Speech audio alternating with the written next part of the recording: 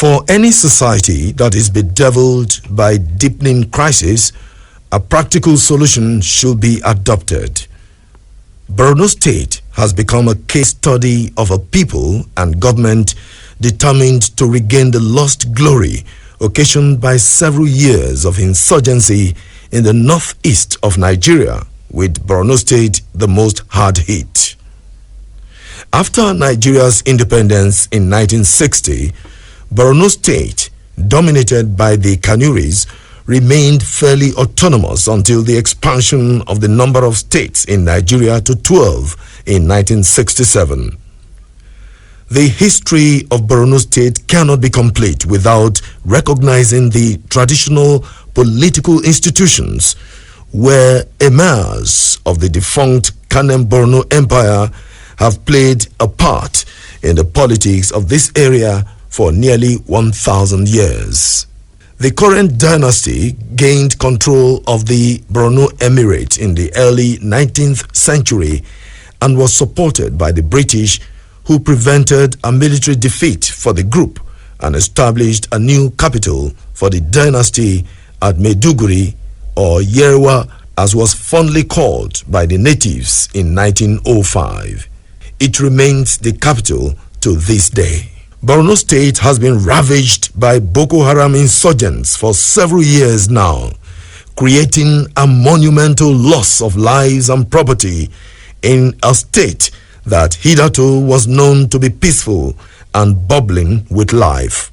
This prompted the establishment of the Ministry of Reconstruction, Rehabilitation and Resettlement by the Executive Governor of the state, Kashim Shettima.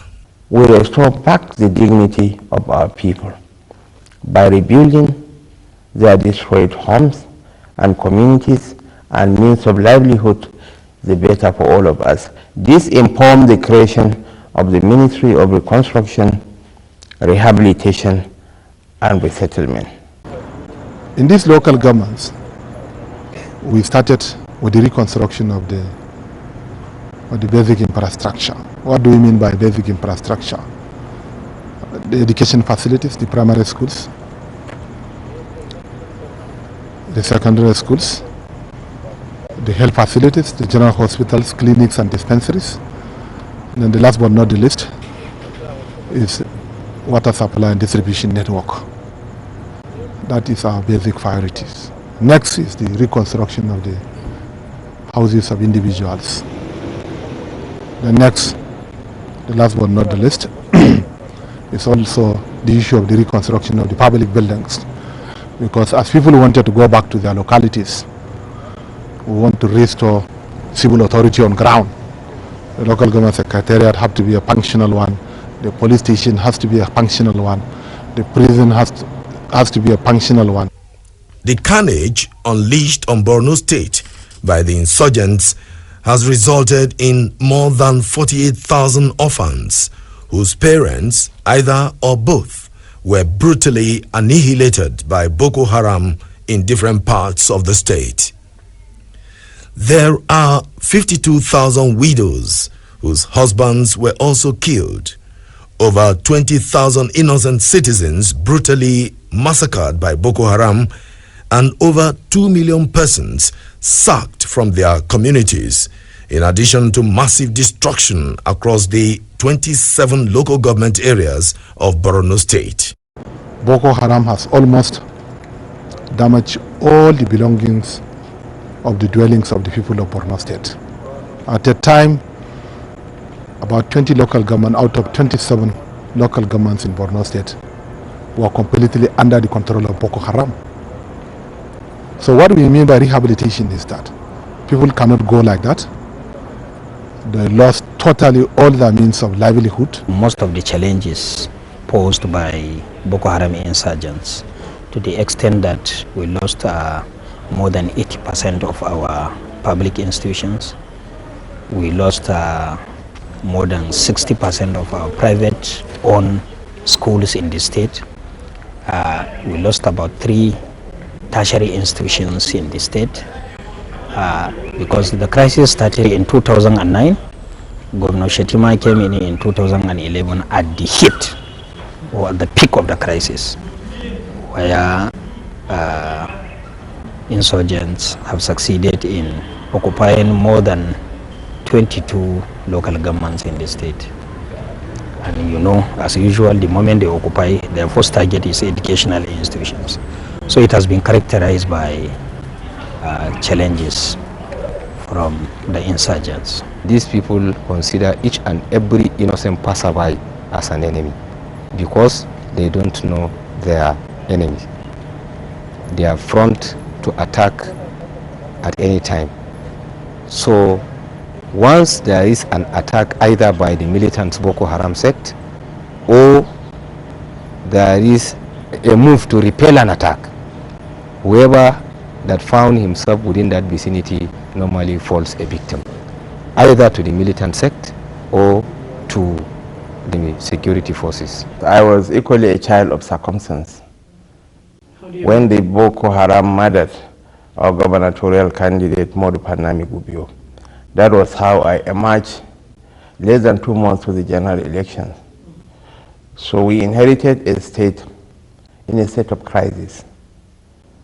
And we have been weathering the storm ever since, and we have to thank God that finally we have crossed the Rubicon, and we are on a path to sustain peace. That's the beauty of it, because we have seen some silver lining at the end of the horizon. That is the only gratifying development. We lost a lot of human lives. The destructions wreaked by the Boko Haram are of gargantuan scale. It's the third worst humanitarian crisis in the world after the Syrian and the Afghan tragedies. The Post-Insurgency Recovery and Peace Building Assessment Report on Borno State, which was validated on consensus by the Nigerian Presidency, the World Bank, and the European Union in April 2016, value the destructions by Boko Haram across the Northeast to the tune of $9 billion. Of this amount, Borno State alone suffered destructions worth $6 billion. A breakdown of this shows the devastation of 956,453 houses, 5,335 classrooms and other school buildings, 201 healthcare centers, 665 municipal buildings, 726 power distribution stations and lines, 1,630 water supply sources, and 16 ecosystems were confirmed destroyed by Boko Haram across the 27 local government areas of Borno State. A lot of destruction was wreaked on this state. According to the Recovery Assessment and Peace Building efforts of the World Bank and the Presidency plus the European Union, the total quantum of destruction in the Northeast amounts to about $9 billion. And Borno alone accounts for about $6 billion.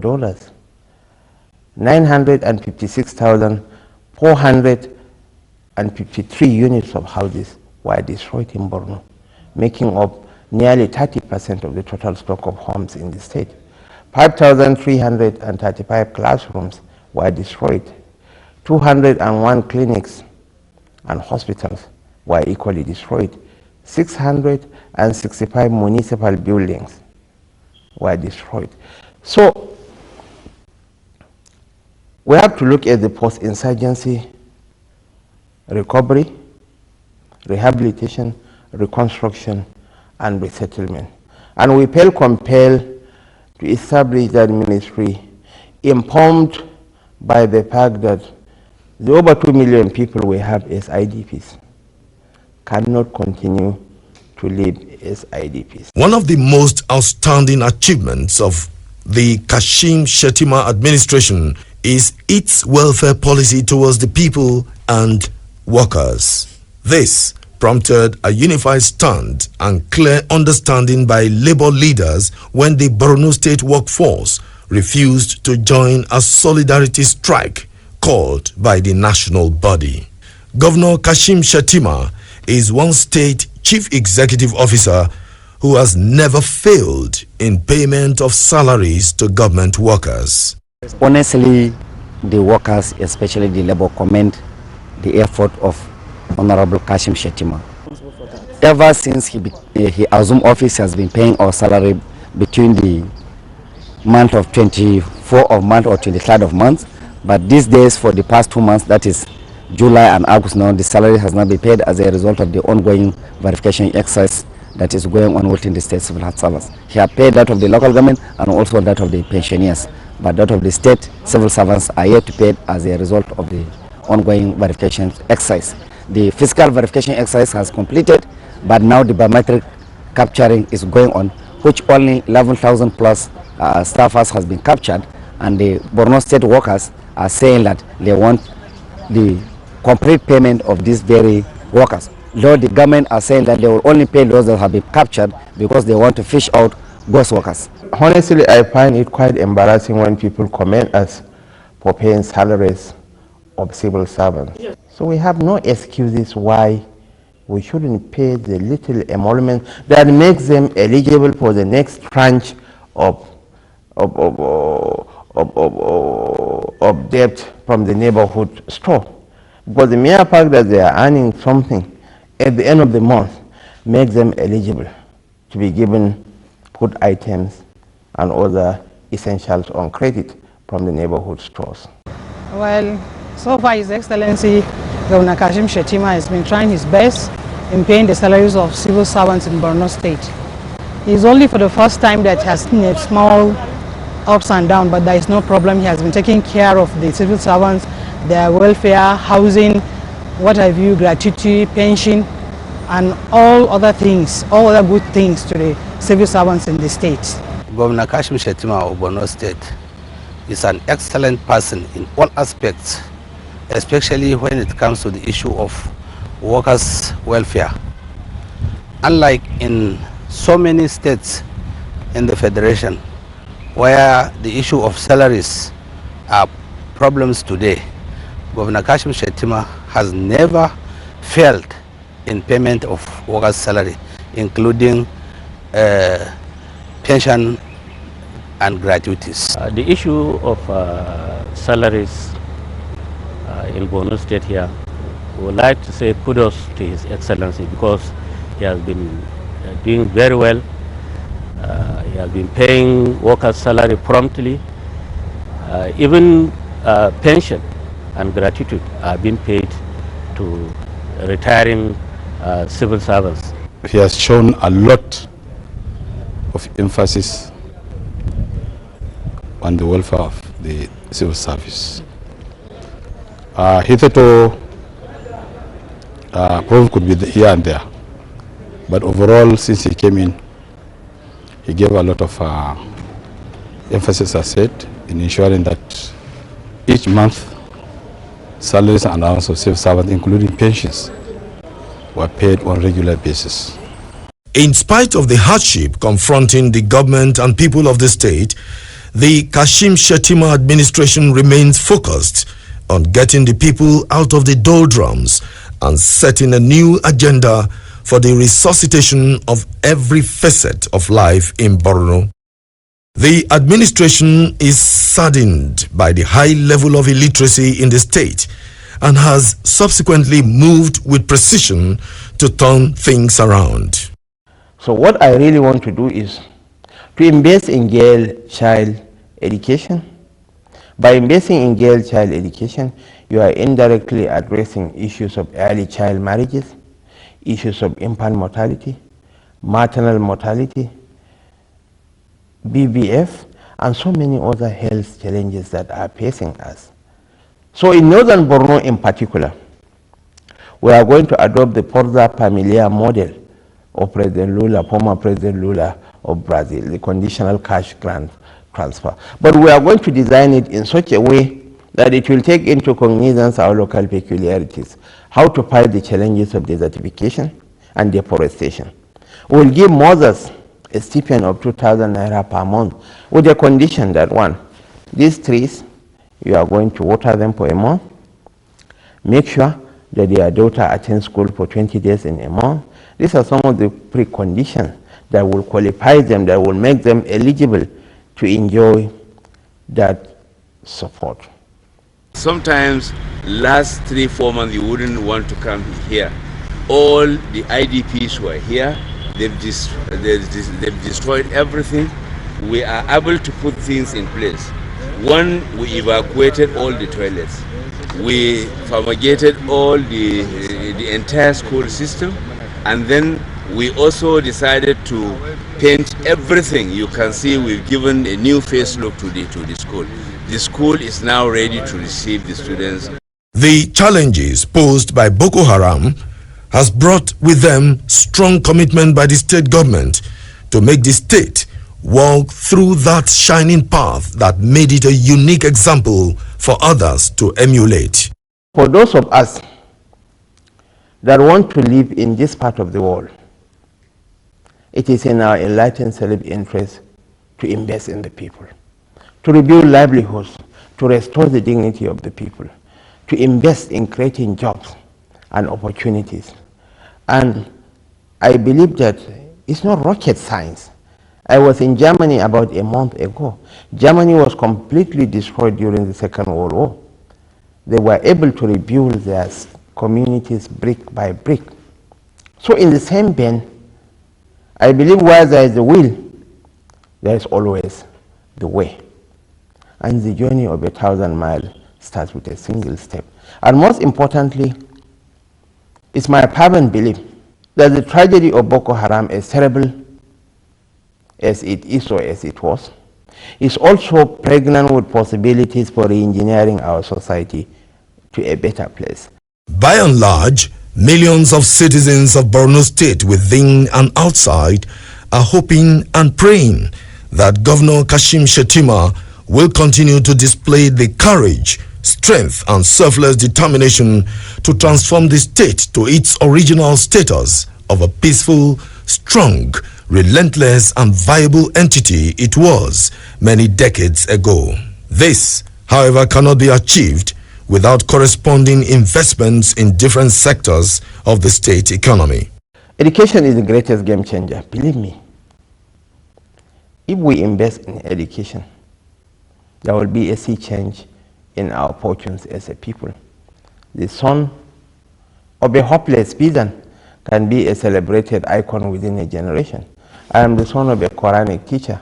These are combined harvesters procured with the sole aim of providing, farm machinery for our people. Every community was supposed to have been given this. Beside these communities, we also have young men who are now scared of going into agriculture as a job. And that is all over the nation. So governor felt maybe, okay, what we should do is try and remove the drudgery in agriculture and see if we can attract these young men to go into agriculture. And that is why we went on procuring most of these things to reduce, the sufferings in agriculture. There is no state in the Nigerian Federation, I challenge any state, there is no state that had invested even half of what Borno had invested in agriculture. Because by my training, I'm an agricultural economist. So I know a lot of agriculture. Governor Kashim Shettima has a dream that one day and very soon the people of Borno State will stand tall and tell the world that they have been able to overcome the destructive tendencies of evil and are back to the threshold of a vibrant and more united Borno State. That is the story rewritten by the practical demonstration of no other than a resilient and selfless governor, Kashim Shettima.